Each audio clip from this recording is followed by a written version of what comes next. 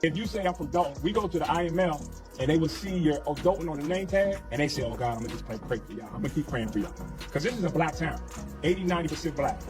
We've been the poster child for black ignorance, black arrogance, black dysfunction. Now we want to be the poster child for black love, black excellence, black unity. Board meeting drama. Tiffany Henyard's leadership under fire. Trustee Ed Steves, better known as Trustee Edie, is running for re-election, and it's clear this election could be a turning point for Dalton. The latest board meeting only reinforced that sentiment, with Tiffany Henyard once again stirring up drama. The meeting began with the Pledge of Allegiance, followed by the usual citizens' address, where residents voiced their concerns. However, Tiffany was late. Again, despite a quorum being present, the meeting was delayed because the microphones weren't working.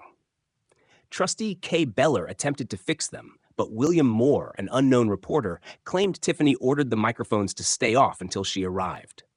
This move seemed less about technical issues and more about control, reflecting a pattern of blind loyalty to Tiffany rather than genuine concern for the community. Residents' frustration was palpable. Tiffany frequently demands respect and adherence to rules, yet she consistently disregards them when it suits her. Her tardiness and lack of accountability are wearing thin with both trustees and the public. The town is facing real issues, yet Tiffany appears more focused on asserting dominance than addressing the community's needs.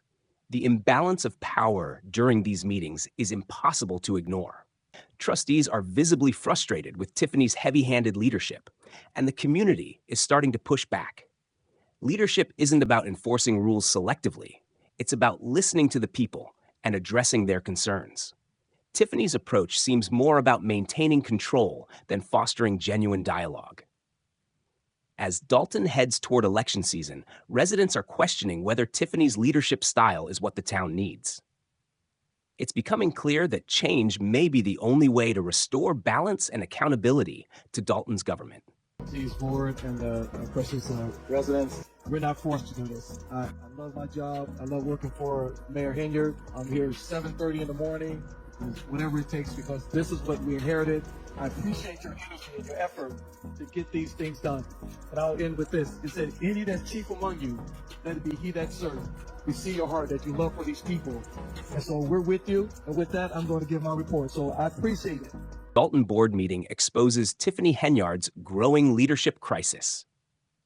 Trustee Ed Steves, better known as Trustee Edie, is running for re-election, and it's clear this election could mark a turning point for Dalton. The latest board meeting offered more proof that the town is in desperate need of change, with Tiffany Henyard once again at the center of controversy. As expected, the meeting began with the Pledge of Allegiance, followed by the citizens' address, an opportunity for residents to voice their concerns. But true to form, Tiffany was late. Despite a quorum being present, the meeting was delayed because the microphones weren't working. Trustee Kay Beller attempted to fix them, but William Moore, an unknown reporter, claimed Tiffany ordered that the microphones remain off until she arrived. This decision wasn't about technical issues, it was about control. Tiffany's actions reflected a growing pattern of blind loyalty from those around her, prioritizing her authority over the community's ability to be heard. Once Tiffany finally arrived, her usual antics began. She immediately ordered that the residents, who had already gone through the metal detectors upon entering the building, repeat the process. Tiffany claimed she didn't feel comfortable, but the timing raised serious questions. Was this about safety, or was it a calculated power play to assert dominance over the room? The inconvenience to the residents wasn't just frustrating, it was disrespectful. Tiffany's repeated tendency to inconvenience and alienate the community in order to maintain control reflects a leadership style rooted more in manipulation than genuine service. This behavior is part of a larger pattern. Tiffany has shown time and time again that she's more interested in asserting control than fostering cooperation. Residents who took time out of their day to attend the meeting were forced to go through additional security for no legitimate reason. Instead of arriving on time and setting a respectful tone, Tiffany started the meeting by provoking frustration and tension. It's hard not to wonder if this was deliberate, a tactic to create conflict and distract from the town's real issues. Leadership is about setting an example, But Tiffany's actions consistently show the opposite. She demands respect and order from others while disregarding those same standards herself. After arriving late and disrupting the meeting, Tiffany had the audacity to scold the crowd for acting out of order. She reminded everyone to stay in line, refrain from yelling, and follow proper conduct, completely ignoring the fact that her own behavior was the root cause of the unrest. The tone was dismissive and hypocritical, further fueling resentment among the trustees and the community. Trust among residents is eroding fast, and Tiffany's leadership style is largely to blame. Trustees have grown increasingly frustrated with her hardline approach and lack of accountability. Rather than listening to the people, Tiffany seems intent on controlling them. The more aggressive her tactics become, the more distant she appears from the needs of the community. Adding to the tension is the increasing involvement of Chief Lacey, whose actions seem more aligned with Tiffany's personal agenda than the interests of the community. Lacey's presence at the meetings has become more pronounced, with her interventions often escalating rather than calming the situation. It's becoming harder to ignore the possibility that Lacey's loyalty to Tiffany is influencing her decisions. Why is Lacey enforcing the mayor's questionable orders instead of focusing on the safety and well-being of the residents? Her growing alignment with Tiffany's power plays raises serious concerns about impartiality and the integrity of local governance. Meanwhile, the controversy surrounding trustee Andrew Holmes is further complicating the political landscape. Holmes, once aligned with Tiffany, now finds himself at the center of accusations of exploiting those ties for personal gain. His absence from the most recent board meeting didn't go unnoticed.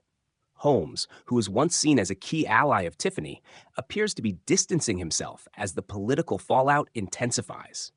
Holmes' position reflects the broader instability within Dalton's leadership. His previous ties to Tiffany are now being used against him, and whether the accusations hold merit or not, they're adding fuel to the growing unrest in the community.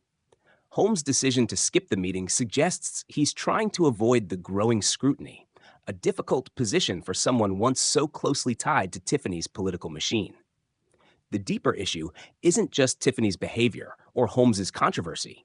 It's the underlying culture of political manipulation and control that has taken hold in Dalton. The town's leadership appears more focused on power struggles and personal agendas than addressing the real issues facing the community. Safety, infrastructure, and economic development have taken a backseat to political posturing and finger-pointing. The ongoing drama feels less like governance and more like a reality show, with Tiffany at the center of it all. The latest move to freeze the village's credit card policy underscores just how deep these tensions run. Trustees proposed an ordinance that would halt credit card payments without board approval, a significant move given the timing with election season approaching. Jason House, who recently announced his candidacy for mayor, likely recognizes how this financial tightening could impact his campaign. Trustees up for re-election also know that the community will take note of any effort to curb Tiffany's financial influence. This isn't the first time Tiffany has faced financial scrutiny. As a trustee, just before her election as mayor, Tiffany ordered that no more payments be made without board approval. Her reasoning was clear: to prevent outgoing officials from misusing taxpayer money before the new board took over. Fast forward to today, and the trustees' decision to freeze payments mirrors Tiffany's own past actions. Except now, the focus is on limiting her authority rather than reinforcing it. A resurfaced video clip from Tiffany's days as a trustee highlights this shift in power. In the video, Tiffany directs staff not to cut checks without board approval, insisting that financial oversight is critical. At the time, Tiffany's stance seemed like a responsible effort to protect taxpayer dollars. Now, it looks more like a strategic play to consolidate control, foreshadowing the very financial tensions that are now defining her tenure as mayor. The political temperature in Dalton is rising quickly. With Jason House running for mayor and multiple trustees facing re-election, the stakes have never been higher. The financial moves, the growing scrutiny of Tiffany's leadership, and the deepening divisions within the board all point to a pivotal election season. The community is demanding transparency, accountability, and real solutions, none of which seem to be coming from the current leadership. Tiffany's tactics are becoming increasingly bold, but the cracks in her leadership are widening. The divide between Tiffany and the community is no longer subtle, it's glaring. Trustees are beginning to push back more openly, and residents are losing patience. The political maneuvering and personal agendas dominating Dalton's leadership are distracting from the real work that needs to be done. Residents of Dalton deserve more than this ongoing cycle of drama and dysfunction. They need leaders who will listen, engage, and find solutions to the town's challenges, not leaders more focused on securing power and controlling the narrative. As the board meeting wrapped up, it was clear that Tiffany's approach to leadership is no longer working. The community's growing dissatisfaction is becoming impossible to ignore, and this election could be the reckoning that finally forces Dalton's leadership to face reality. And for our safety, we're going to have people go through the metal detector. You can say, hold on, you have to listen. You have to listen. You can say, y'all can say no all you want. It's not up to you as relates to safety. It's about safety for everyone. So everyone will have a seat, but we are going to have everyone go through the metal detectors so that everyone is secure in the building. The last board meeting, we had an incident. You have to listen. I just told you guys you have to listen. So you guys have to go through the metal detectors so that everyone is secure in the building. Everyone can stay here. Everyone has a seat, but we care about safety. Safety is our top priority, no matter who it is or what it is. So if you don't mind, we're going to pause while everybody goes through the metal detectors, come back to your seat, and then we just have our meeting so that everyone's safe. Financial crisis deepens as trustees push to sell off village assets. The recent village board meeting in Dalton exposed the alarming financial state of the community, with trustees urgently calling for the sale of village-owned assets to offset mounting financial pressures. Among the most contentious issues was the long-abandoned Melody Fitness Center, a property that had become a glaring symbol of Dalton's mismanagement and broken promises. Despite years of discussions about transforming the building into a functioning police station or community center, the facility remained vacant and financially burdensome. Trustee Kiana was particularly outspoken about the need to sell the Melody Fitness Center, arguing that getting it back on the tax rolls would provide much-needed revenue for the village. Her frustration was clear as she criticized the lack of progress and the financial strain the abandoned property had placed on the community. Kiana's sharp tone reflected the broader dissatisfaction with Mayor Tiffany Henyard's administration, which had repeatedly failed to follow through on plans to put the property to productive use. The building was supposed to serve the community, Kiana said, her voice cutting through the tension in the room. Instead, it's become a drain on our resources and a symbol of this administration's inability to get things done. Kiana's push to sell the property highlighted the growing financial strain on Dalton and the increasing pressure on Tiffany's leadership. While Kiana and other trustees advocated for practical solutions, Tiffany seemed more focused on deflecting responsibility. Her dismissive tone only deepened the frustration among both the board and the public. The $50,000 sign scandal. The Melody Fitness Center wasn't just a financial liability. It also became a symbol of the village's reckless spending. Trustee Tammy Brown raised serious concerns about a $50,000 sign that had been installed at the facility, falsely identifying it as a police station. The illuminated sign gave the impression that the building was a functional public safety facility, even though it had never been used for that purpose. Tammy's outrage was palpable as she outlined the potential dangers of this deception. In an emergency, a resident seeking help could arrive at the building only to find it empty. This isn't just a waste of money, it's a safety issue, Tammy said. People could lose valuable time in an emergency situation because they've been misled. Attempts had been made to mitigate the confusion, such as blocking access to the building and covering parts of the sign, but the damage was already done. The fact that $50,000 had been spent on a misleading and ultimately useless sign only underscored the administration's poor financial judgment. This is exactly the kind of mismanagement that got us into this financial mess, Tammy continued. We're spending money on things that don't serve the community while ignoring the real issues. The sign scandal reflected a broader pattern of poor fiscal oversight under Tiffany's leadership. Rather than investing in projects that would improve the village's infrastructure or public services, the administration had poured money into hollow gestures that offered no real benefit to residents. Mismanagement and broken promises. The Melody Fitness Center debacle was just one example of how Tiffany's administration had failed to deliver on its promises. Years earlier, Tiffany had presented a vision of transforming the fitness center into a fully functional police station or a vibrant community hub. But that vision never materialized. The building sat vacant, draining resources, while the community's needs went unmet. Residents were left wondering why no progress had been made, despite repeated assurances from Tiffany's office that plans were in place. Trustee Kiana pointed out that the village had been paying to maintain the building for years without any tangible return on investment. "We're bleeding money keeping that building up," Kiana said. "It's time to cut our losses and put that money to better use."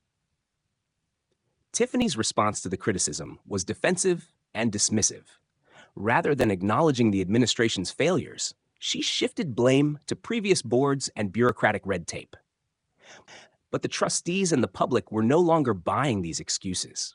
The financial crisis had reached a tipping point, and action was needed. "We've heard the excuses," Kiana said bluntly.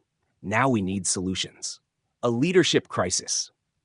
Tiffany's handling of the financial crisis was becoming a major liability. Her unwillingness to take responsibility for the village's financial woes was eroding trust among both the trustees and the public. The administration's pattern of reckless spending and failure to deliver on key projects had left Dalton in a precarious financial position. Instead of prioritizing essential services and infrastructure improvements, Tiffany's administration had diverted resources towards symbolic gestures like the police station sign. The result was a growing sense of frustration and betrayal among residents, who were increasingly vocal about their dissatisfaction with Tiffany's leadership. During the meeting, Tiffany attempted to regain control by setting rules for decorum, instructing attendees not to interrupt or shout. But her tone came off as hypocritical, especially given her own dismissive behavior toward the trustees' concerns. Tammy was quick to call out the contradiction. "You can't expect respect when you're not giving it," she said. "The residents deserve answers, not empty speeches." Chief Lacey's increasing involvement in the administration's affairs further complicated the situation. Lacey appeared to be aligning herself with Tiffany's agenda, raising questions about whether her actions were motivated by a desire to protect Tiffany's political standing rather than serve the public's interests. Why is Chief Lacey enforcing the mayor's personal agenda instead of focusing on public safety? One trustee asked. Her job is to protect the community, not Tiffany's reputation. Political fallout and the path forward. The financial mismanagement surrounding the Melody Fitness Center and the $50,000 sign were only part of a larger pattern of dysfunction within the village government. The trustees' push to sell assets like the fitness center was a clear indication that they had lost confidence in Tiffany's ability to lead Dalton through the crisis. Jason House, who had announced his candidacy for mayor, was paying close attention. The proposal to freeze village credit card spending, a direct response to Tiffany's perceived financial recklessness, was widely seen as a strategic move to contrast Jason's leadership approach with Tiffany's failures. "Residents want accountability," Jason said. "They're tired of wasteful spending and broken promises. We need to show them that we're serious about turning things around." Jason's position gained traction as more residents expressed frustration with Tiffany's handling of the village's finances. The upcoming election was shaping up to be a referendum on Tiffany's leadership, with Jason and other challengers positioning themselves as the solution to Dalton's ongoing instability. Meanwhile, Andrew Holmes, a trustee once aligned with Tiffany, found himself embroiled in controversy. Accusations that he had exploited his connections to Tiffany's administration for personal gain were fueling political tensions. Holmes's absence from the recent board meeting spoke volumes about the pressure he was facing. As the meeting concluded, the stakes were clear. Dalton was at a crossroads, facing a financial and leadership crisis that demanded immediate action. The trustees' push to sell assets was a necessary step towards stabilizing the village's finances.